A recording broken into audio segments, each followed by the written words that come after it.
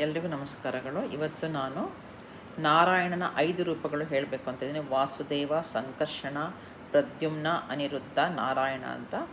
ಅದಕ್ಕೆ ಕರೆಸ್ಪಾಂಡಾಗಿ ನಮ್ಮಲ್ಲಿ 5 ನಾಡಿಗಳಿದೆ.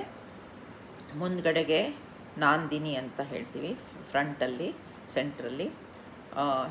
ಪಕ್ಕದಲ್ಲಿ ಪಿಂಗಳ, ಬಲಭಾಗಕ್ಕೆ ಪಿಂಗಳ, ಹಿಂದ್ಗಡೆಗೆ ವಜ್ರಿಕ, ಎಡಭಾಗಕ್ಕೆ ಈಡ, ಮತ್ತು ಮಧ್ಯದಲ್ಲಿ ಸುಷುಮ್ನ.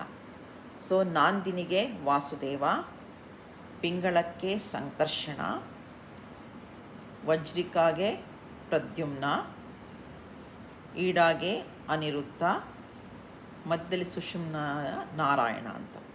ಇದನ್ನು ನೀವು ಧ್ಯಾನದಲ್ಲಿ ಇದು ಅದೇ ಥರ ತಿಳ್ಕೊಂಡು ಮಾಡಿದ್ರೆ ನಿಮಗೆ ಆ ಒಂದು ವೈಬ್ರೇಷನ್ ಇದೆಲ್ಲ ಗೊತ್ತಾಗುತ್ತೆ. ಸೊ ಇದು 5 ನಾಡಿಗಳು ಮತ್ತು 5 ನಾರಾಯಣನ ರೂಪಗಳು. ಧನ್ಯವಾದಗಳು.